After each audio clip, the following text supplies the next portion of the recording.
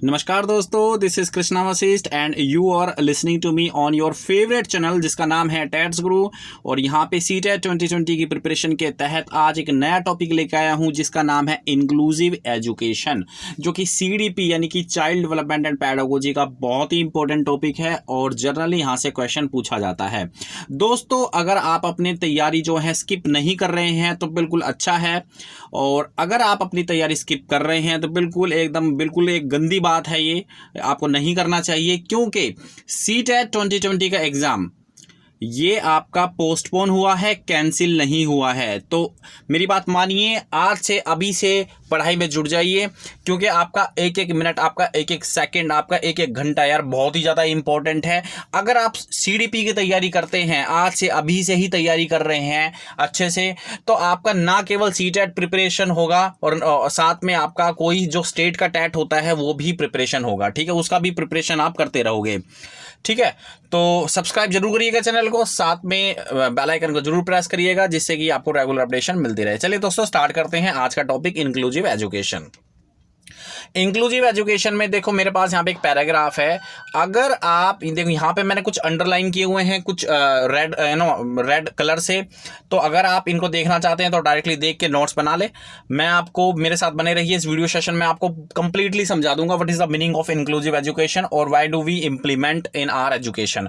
देखो दोस्तों, inclusive education एक प्रकार की एक ऐसी अप्रोच है जहां पे हम स्टूडेंट्स को एजुकेट करते हैं। ठीक है, एक प्रकार की अप्रोच है। ये क्या है? एक प्रकार की अप्रोच, एक प्रकार का मॉडल है इंक्लूसिव एजुकेशन, जहां पे हम स्टूडेंट को क्या करते हैं, एजुकेट करते हैं।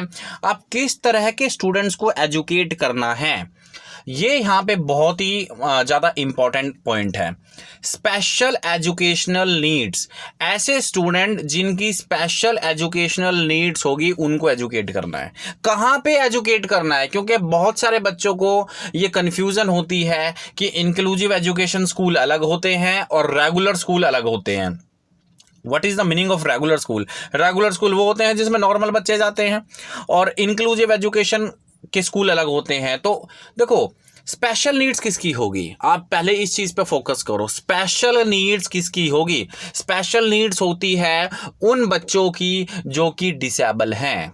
अब थिंक अबाउट, उस बच्चे के बारे में सोचो जिसको सुनने में प्रॉब्लम है, जिसको क्या है, सुनने में प्रॉब्लम है। अब अगर उसको सुनने में प्रॉब्लम है, उसको आप रेगुलर स्कूल में एडमिशन दिला दो।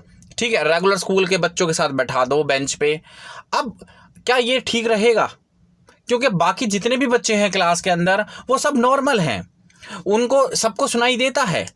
ठीक है, लेकिन आपने एक बच्चे को ऐसे बैठा दिया कि भाई चलो ये बच्चा अभी इंटीग्रेशन एजुकेशन के तहत कि भाई हाँ सबको इंक्लूड करके चलते हैं, ये डिसेबल बच्चा है इसको भी बैठा देते हैं क्लासरूम के अंदर, जैसे सारे बच्चे पढ़ रहे हैं वैसे ये भी पढ़ेगा। लेकिन वो बच्चा नॉर्मल नहीं है, आप ये बात मान के चलो। हालांकि हम उसको बताते नहीं हैं, लेकिन वो बच्चा नॉर्मल नहीं है, उसके अंदर सुनने की शक्ति नहीं है। कहीं ना कहीं वो अपने आप को उन रेगुलर बच्चों से पिछड़ा हुआ मानेगा जो बच्चे अच्छे से सुनते हैं, और उसको प्रॉब्लम भी होगी। तो उस बच्चे की एक स्पेशल नीड है। वो किस बच्चे की? जो बच्चा ठीक ढंग से सुन नहीं सकता। ठीक है, उस बच्चे की एक स्पेशल नीड है। तो ऐसे बच्चे, जो बच्चे ठीक ढंग से सुन नहीं सकते, जो बच्चे ठीक ढंग से देख नहीं सकते, जो हैंडीकैप होते हैं, जिनको आजकल हम एक नया वर्ड यूज हो रखा है दिव्यांग, जो बच्चे दिव्यांग होते हैं, वो बच्चे, उनकी स्पेशल नीड्स होती है। तो यहाँ पे इस बात का क्लियरली मतलब आपको समझ में आ गया what is the meaning of special needs. Special needs एक ऐसी नीड होती है जो बच्चों को चाहिए होती है। जैसे अभी मैंने एग्जांपल दिया कि कुछ बच्चे ऐसे होते हैं जो एक्चुअली में देख नहीं सकते, जो सुन नहीं सकते, वो डिसेबल बच्चे होते हैं, उनको आप एबल बच्चों के साथ बैठा कर नहीं पढ़ा सकते। ठीक है, अब देखो, पढ़ाना तो एक साथ ही है, क्योंकि इससे क्या होगा कि अगर आप सेपरेट स्कूल बना दोगे उन बच्चों के लिए कि जो बच्चे भाई ठीक ढंग से सुन नहीं सकते, भाई ये अलग, इनका अलग स्कूल बना दें, और जो बच्चे रेगुलर हैं, जो नॉर्मल है, उनका अलग स्कूल बना दें। लेकिन इससे होगा क्या? इससे सोसाइटी के अंदर सेपरेट क्रिएट हो जाएगा। मतलब वो बच्चे जो हैं अपने आप को मार्जिनल समझेंगे कि भाई हाँ यार, हम में तो कुछ प्रॉब्लम है, इस वजह से सोसाइटी से हमें अलग थलग किया हुआ है। तो ऐसा भी नहीं होना चाहिए। अब इसका सॉल्यूशन क्या है? सॉल्यूशन ये है कि जो आप पढ़ाओ एक साथ ही, आप पैसे भी बचेंगे क्योंकि अलग से स्कूल खोलोगे, अलग से टीचर रखोगे, उनके लिए ट्रेन टीचर करोगे, ट्रेन टीचर रखोगे, तो आप एक साथ ही पढ़ाओ। लेकिन जो डिसेबल बच्चे हैं उनकी एक स्पेशल नीड्स होती है, आप उनको फुलफिल कर दो। जैसे कि जो बच्चे देख नहीं सकते या जो बच्चे सुन नहीं सकते, तो भाई जो बच्चे सुन नहीं सकते तो उनकी मशीन रख सकते हो ना स्कूल के अंदर, तो वो उनकी स्पेशल नीड्स है। जो ऑडिबल, जो बच्चों को सुनाई देने में हेल्प करेगी, सुनने में हेल्प करेगी। या जो बच्चे देख नहीं सकते उनको कुछ ऐसे ऑब्जेक्ट आपको रखने पड़ेंगे स्कूल के अंदर, लैब के अंदर या नॉर्मल क्लासरूम के अंदर, जिन बच्चों को जो बच्चे टच करके महसूस कर सकें, ठीक है, जो स्पर्श कर सकें, ठीक है। तो ये चीज़ आपको क्लियरली समझ में आ गई। अंडर इंक्लूजन मॉडल, ये प्रकार का मॉडल है स्टूडेंट्स विद स्पेशल नीड्स। ऐसे स्टूडेंट जिनकी स्पेशल नीड्स होती है, स्पेंड मोस्ट, उनके ऊपर ज़्यादा खर्चा होता है, all of their time with non disabled students. यहाँ पे देखो ये इंपॉर्टेंट है क्योंकि विद नॉन डिसेबल्ड स्टूडेंट बोला गया है, विद नॉन डिसेबल्ड स्टूडेंट्स बोला गया है। यहाँ पे पढ़ लेना अच्छे से। Though the implementation of these practices varies from school to school, school most frequently use them for selected student with mild to severe special needs। तो ऐसा यहाँ पे बोला गया है कि उन बच्चों के ऊपर ज़्यादा खर्चा करने की ज़रूरत है जो बच्चे डिसेबल होते हैं, उनको पढ़ाना जो है एबल बच्चों के साथ ही है, लेकिन विद स्पेशल नीड्स, उनकी स्पेशल नीड्स को फुलफिल कर देती है सरकार। तो ऐसी एजुकेशन को हम इंक्लूसिव एजुकेशन कहते हैं। कम ऑन, ऐसी एजुकेशन को क्या कहेंगे? Inclusive education. समझ में आ गया?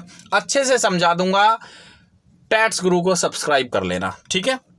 अच्छा, उसके बाद देखो, inclusion is about the child's right to participate. अब देखो इंक्लूजन क्या करना है इसके अंदर, सभी बच्चों का जो राइट होता है, स्पेशल जो बच्चे होते हैं, जो डिसेबल्ड बच्चे होते हैं, उनका कुछ राइट होता है। सब बच्चों का राइट होता है यार, सब बच्चों को अधिकार होता है, एजुकेशन उनको मिलनी चाहिए, ठीक है। राइट टू एजुकेशन के तहत मैं बात कर रहा हूं। तो सब बच्चों का जो राइट होता है, सब बच्चे पार्टिसिपेट करें स्कूल एक्टिविटीज के अंदर। ऐसा नहीं है कि जो बच्चे बेचारे डिसेबल हैं वो साइड में बैठे रहें, ठीक है। The school's duty to accept the child, school की ड्यूटी क्या है कि बच्चे को एक्सेप्ट किया जाए, बच्चे को स्पेशल जो उसकी नीड है उसको फुलफिल किया जाए, बच्चे को इंक्लूड किया जाए, बच्चे को एक्सेप्ट किया जाए, उसको एक्सेप्ट करो। अदरवाइज सोसाइटी में वो अपने आप को बिल्कुल ही क्या मानेगा? अलग मानेगा, ठीक है। अच्छा, उसके बाद inclusion rejects the use of special school. यहां पे ये चीज इंपॉर्टेंट है क्योंकि बच्चे को कई बार समझ में नहीं आता है। जो नॉर्मल स्टूडेंट्स होते हैं वो ये मान के चलते हैं कि यार इंक्लूसिव एजुकेशन में जो डिसेबल्ड बच्चे होते हैं उनके लिए सेपरेट स्कूल्स होते हैं ना। नहीं, सेपरेट स्कूल नहीं होते, सेपरेट क्लासरूम नहीं होती, ठीक है, सेपरेट टीचर नहीं होते। आप उन बच्चों को रेगुलर बच्चों के साथ ही पढ़ाओगे, लेकिन विद स्पेशल नीड्स, ठीक है। Again, inclusion rejects the use of special schools और classrooms to separate students with disabilities from students without disabilities. Okay, it seeks to address to learning needs of all children, youth and adults with specific focus on those who are marginalization and exclusion। कहने का मतलब है सभी बच्चों को include करो आप, जो सोसाइटी के अंदर जो बिल्कुल अपने आप को समझ रहे हैं कि भाई हाँ हमारा तो मार्जिनलाइजेशन हो चुका है, हम सेपरेट हो चुके हैं, हमें एक्सक्लूड कर दिया गया है, आप उन बच्चों को लेके आओ, मेन स्ट्रीम में इंक्लूड करो। It emphasise full participation by students with disabilities. और ये इस बात पे जोर देता है क्या इंक्लूसिव एजुकेशन ये इस बात पे जोर देता है कि भाई बच्चे जो हैं, जो डिसेबल बच्चे हैं, वो अपनी डिसेबिलिटीज के साथ ही पार्टिसिपेट करें। And respect for their social civil and educational right, और उनके सोशल सिविल और एजुकेशनल राइट की रिस्पेक्ट की जाए। ठीक है। तो दोस्तों ये था आपका इंक्लूसिव एजुकेशन का कॉन्सेप्ट। आई होप कि आपको समझ में आ गया होगा। इसके बाद जो मैं लेक्चर देने वाला हूं, यानी कि जो नेक्स्ट वीडियो सेशन में दूंगा आपको, वो होगा एनसीएफ मतलब नेशनल करिकुलम फ्रेमवर्क 2005, जो कि अगेन बहुत ही इंपॉर्टेंट टॉपिक है और पेपर में आता है। उसके बाद कुछ टॉपिक मैं राइट टू एजुकेशन के ऊपर दूंगा। तो बने रहिए टैट्स गुरु चैनल पर, क्योंकि ये एकमात्र ऐसा चैनल है जहां पे आपको चाइल्ड डेवलपमेंट एंड पैडागोजी की क्वालिटेटिव वीडियोस मिलते हैं। अगर आप साथ में सीटेट की प्रिपरेशन कर रहे हैं तो सीटेट के जो क्वेश्चन पेपर होते हैं, चाहे लेवल 1 हो चाहे लेवल 2 हो, यू नीड देम। ठीक है, आपको जरूरत पड़ेगी। तो मैंने सारे क्वेश्चन पेपर सोल्व किए हुए हैं। टैट्स गुरु के होम पेज पे जाइए, प्लेलिस्ट में जाइए, वहां पे आप निकाल लीजिए सीटेट मिशन के नाम से कुछ एक प्लेलिस्ट है, वो उसको निकाल लीजिए। ठीक है, उसके बाद अगर आप एस्टेट के क्वेश्चन पेपर चाहते हैं तो वो भी आप निकाल लें। अगर सीडीपी का फुल कोर्स चाहते हैं बिल्कुल फ्री ऑफ कॉस्ट, तो वो भी आप निकाल के पढ़ सकते हैं। टैट्स गुरु चैनल को सब्सक्राइब करिए, प्लेलिस्ट में जाइए, सारी प्लेलिस्ट बनाई हुई है। साथ में अगर आप स्पोकन इंग्लिश भी चाहते हैं, ठीक है, कि भाई हाँ स्पोकन इंग्लिश को किस तरीके से इंप्रूव किया जाए, टिप्स एंड ट्रिक्स क्या होते हैं, तो वो भी मैं इस चैनल पे बना के डालता रहता हूं। थैंक यू वेरी मच दोस्तों इस वीडियो सेशन को सुनने के लिए। Thank you.